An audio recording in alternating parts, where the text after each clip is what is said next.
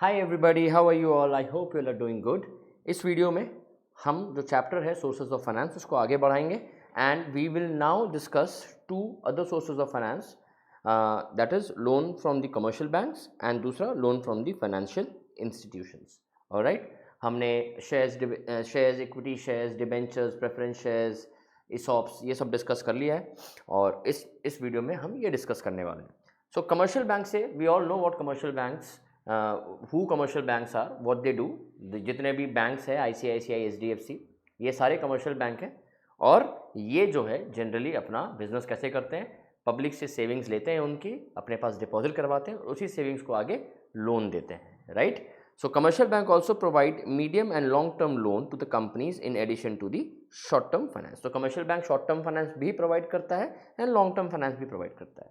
Commercial bank sanction the loan amount to the borrower and charge a fixed interest rate. जो interest rate वो charge करते हैं वो fixed होता है। Bank loans are generally sanction on security of certain assets. तो bank जब loan देता है वो ऐसे ही नहीं देगा, हमसे जो भी बैंक से लोन ले रहा है उससे कोई एसेट एज अ सिक्योरिटी अपने पास रखवाएगा, या तो उसके घर के पेपर्स या कोई शॉप है या कोई भी एसेट अपने पास एज अ सिक्योरिटी बैंक जरूर रखवाता है, क्योंकि इन केस अगर आप डिफ़ॉल्ट करते हो तो बैंक उस सिक्योरिटी से अपने पैसे को रिकवर करता है। ठीक है, तो what are the advantages of loan taking loan from the commercial banks? तो first is tenure. The loan are usually long term, often 3 to 10 years। तो लॉन्ग टर्म लोन्स होते हैं 3 से 10 साल के लिए। ठीक है। Repayment of the loan amount can be made out of future earning of the company. तो लोन अमाउंट जो है, हमने लोन लिया, बिजनेस को सेट किया, बिजनेस चलने लगा, बिजनेस से पैसा कमाया, उस पैसे से हम लोन अमाउंट को रीपे कर सकते हैं बाद में, तो इमीडिएट प्रेशर नहीं रहता है। Next is tax benefit. जो हम लोन पे इंटरेस्ट पे करते हैं ना, वो interest is a deductible expense.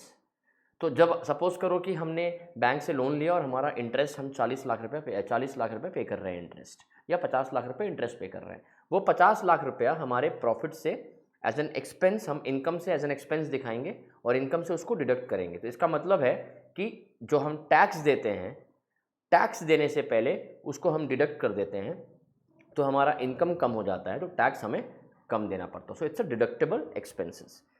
Next is cost effective in terms of interest rate. Bank loans are usually cheapest option. Bank loan generally बहुत चीप ऑप्शन है, ठीक है, as compare to overdraft and cash. जो credit cards है, credit card पे जो personal loan मिलता है या ओवरड्राफ्ट जो होता है, उसका इंटरेस्ट जनरली बैंक, जो कमर्शियल बैंक से हम लोन लेते हैं, उससे ज़्यादा होता है। ठीक है, तो ये सस्ता है हिसाब से देखा जाए तो।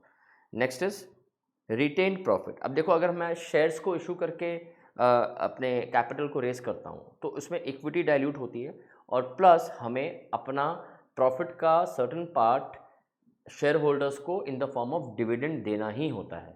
ठीक है, उसको हम अवॉइड नहीं कर सकते हैं, तो दैट इज़ वन प्रॉब्लम। ठीक है, लेकिन इसमें क्या है कि आपने बैंक से लोन लिया, बैंक को इंटरेस्ट पे कर रहे हो, लेकिन प्रॉफिट आप अपने पास रखोगे, आपको किसी को भी इस केस में डिविडेंड देने की ज़रूरत नहीं है। तो you can keep that profit with your self और आगे उसी प्रॉफिट को आप बिजनेस के एक्सपेंशन में यूज़ कर सकते हो, तो इसमें डिविडेंड देने का कोई प्रॉब्लम नहीं है। So while businesses that issue equity to raise capital often give percentage of their profit to shareholders. Bank requires borrowed only to pay the principal amount and interest amount of the loan. तो ये bank को सिर्फ principal से मतलब है और interest से मतलब है, बैंक को डिविडेंड से मतलब नहीं है। What are the disadvantages? पहला डिसएडवांटेजेस, स्ट्रिक्ट रिक्वायरमेंट। अब देखो, इसमें पेपर वर्क बहुत है और एसेट्स को मॉर्गेज करना पड़ता है, बिकॉज बिना सिक्योरिटी के बैंक आपको लोन नहीं देगा। तो requirement of the paper work बहुत स्ट्रिक्ट है। तो इसमें क्या होता है, जो स्टार्टअप्स होते हैं जिनके पास, तो जिनका बैकग्राउंड थोड़ा स्ट्रांग है, वो तो कोई ना कोई मॉर्गेज कर देते हैं, कोई ना कोई एसेट को अब सिक्योर बैंक को सिक्योरिटी के लिए दे देते हैं, लेकिन जिनके पास नहीं होता है वो लोन नहीं ले पाते हैं। I have seen a lot of cases where business idea किसी के पास बहुत अमेजिंग है, बट उसके लिए पैसा चाहिए, वो पैसा रेज नहीं कर पा रहा है, बिकॉज बैंक पैसा देने से पहले सिक्योरिटी मांग रहा है, उसके पास सिक्योरिटी नहीं है देने को। ठीक है, तो secured bank loans needs the assets to be mortgaged. ठीक है, because many bank loans require some form of collateral, startup and existing business without any asset can find it difficult to get their loan application approved. ठीक है, next is financial burden. Interest on bank loan is to be paid even in the case of losses. Business को loss भी हो रहा है, उससे कोई फर्क नहीं पड़ता, आपको इंटरेस्ट देना ही पड़ेगा। Reduced borrowing capacity, once loan is taken is reduce the borrowing capacity. एक बार आप लोन ले लिया तो आपको दोबारा लोन नहीं मिलेगा, क्योंकि एक बार लोन लेने के बाद आपकी ऐसी क्रेडिट वर्दीनेस मार्केट में कम हो जाती है, तो आप दोबारा अगर पैसा रेज करना चाहते हो तो that becomes a difficult task, क्योंकि जो पैसा देने वाला होता है वो ये सोचता है, क्योंकि दिस इज़ वेरी नेचुरल, ये सोच आएगी आएगी, वो ये सोचता है कि भाई एक बार लोन दे दिया, उसने लोन ले लिया, उसका लोन वापस नहीं कर पा रहा है, इसको फ्रेश लोन चाहिए, इसका मतलब बिजनेस अच्छा नहीं कर रहा है, तो वो पैसे नहीं देता। Next is variable interest rate. If you get a loan with a variable interest rate the rate changes with the market condition. तो कई बार क्या होता है, वेरिएबल इंटरेस्ट होता है, इसको फ्लोटिंग इंटरेस्ट भी कहते हैं, तो बैंक ये बोलती है कि मार्केट कंडीशन के हिसाब से हम इंटरेस्ट चेंज करेंगे। तो ऐसा जब होता है तो कई बार आपका एस्टिमेशन पूरा गड़बड़ा जाता है बिजनेस में, तो ऑल ऑफ अ सडन अगर बैंक इंटरेस्ट बढ़ा देता है तो that creates a problem, because आपको फिर बढ़ा हुआ इंटरेस्ट देना पड़ेगा और आप जो सोच के चल रहे थे, जो एस्टिमेट लगाया था, वो कई बार बिगड़ जाता है। Next is loan from financial institution. ठीक है, ये था लोन फ्रॉम कमर्शियल बैंक। चलो, कमर्शियल बैंक के अलावा फाइनेंशियल इंस्टीट्यूशंस भी है, गवर्नमेंट ने बहुत सारे फाइनेंशियल इंस्टीट्यूशंस बना रखे हैं जो देते हैं, जैसे IFCI है, LIC है, स्टेट फाइनेंस कॉरपोरेशन है। तो ये जो है ये लोन देते हैं डेवलपमेंट पर्पज़ के लिए। ठीक है, ये अंडर राइट भी करते हैं। अंडर राइट का मतलब ये होता है कि सपोज़ आपके बिज़नेस का वो रिस्क पूरा ले लेते हैं कि आपके बिज़नेस में लॉस होगा तो वो बैंक जो फाइनेंशियल इंस्टीट्यूशन है वो आपका लॉस पूरा भरेगा, लेकिन उसके बदले में उस आपको फाइनेंशियल इंस्टीट्यूशन को एक देना होता है प्रीमियम अमाउंट। जैसे हम लोग लाइफ इंश्योरेंस करते हैं ना, कि हम लोग प्रीमियम देते हैं इंश्योरेंस कंपनी को हर साल, और इंश्योरेंस कंपनी हमारी लाइफ सिक्योर करती है कि इन केस बीच में अगर हमें कुछ हो जाता है तो हमारी फैमिली को बहुत सारा पैसा मिलता है, तो वो वैसा ही है। तो ये लोन फ्रॉम फाइनेंशियल इंस्टीट्यूशन। अब इसमें एडवांटेजेस क्या है, देखो क्या क्या है, state finance corporation, LIC, GIC, ये सब है, ऑलमोस्ट सेम है, बस नाम अलग है। तो इसमें क्या है, funds are available at reasonable rate of interest for modernisation, expansion and rationalisation of scheme. अगर कोई आपके पास बिजनेस ऑलरेडी है, आप उसको मॉडर्नाइज करना चाह रहे हो, एक्सपैंड करना चाह रहे हो, उसके लिए लोन आराम से मिलता है। Both equity capital as well as long term loan facilities are available. ठीक है, ऐसा भी होता है कि बैंक आपको पैसा दे करके आपसे बिजनेस का सर्टन इक्विटी ओनरशिप ले लेती है, और आपको फिर जब प्रॉफिट होगा तो जितना परसेंट बैंक के पास है उतना उनको देना होगा। Repayment can be made in easy instalment. आपने लोन ले लिया तो आप ईजी इंस्टॉलमेंट में लोन रीपे कर सकते हैं। The credit worthiness of the business unit increases as this institution carry out thorough investigation before providing any kind of assistance. ये जो फाइनेंशियल इंस्टीट्यूशन है ना, ये लोन देने से पहले बहुत थरली आपके बिजनेस को इन्वेस्टिगेट करते हैं, आपका एक एक हिसाब देखते हैं, आपके बिजनेस में, आपके मार्केट में क्या रेपुटेशन है वो देखते हैं, और तब जाके ये लोन देते हैं। अगर फाइनेंशियल इंस्टीट्यूशन से आपको लोन मिल रहा है, इसका मतलब यह है कि बिजनेस में, मार्केट में आपकी गुडविल बढ़ जाएगी। क्यों? क्योंकि मार्केट में ये खबर चल जाती है कि भाई इसको फाइनेंशियल इंस्टीट्यूशन ने लोन दिया है, तो इसका बिजनेस ज़रूर एक साउंड बिजनेस है, तभी पूरे इन्वेस्टिगेशन के साथ इनको लोन मिला है। अगर बिजनेस में कुछ भी फ्लॉ होता तो लोन इनको नहीं मिलता। Next is adverse expert advice in all technical and financial matter is provided. अगर कोई एक्सपर्ट एडवाइस भी चाहिए बिजनेस से रिलेटेड, तो बैंक आपको अप्रोप्रिएट आदमी प्रोवाइड करती है, जो आपको एक टीम प्रोवाइड करती है रादर, जो आपको बिजनेस में पूरा support in the sense advice देके करता है। These institution can also arrange for import of capital equipment.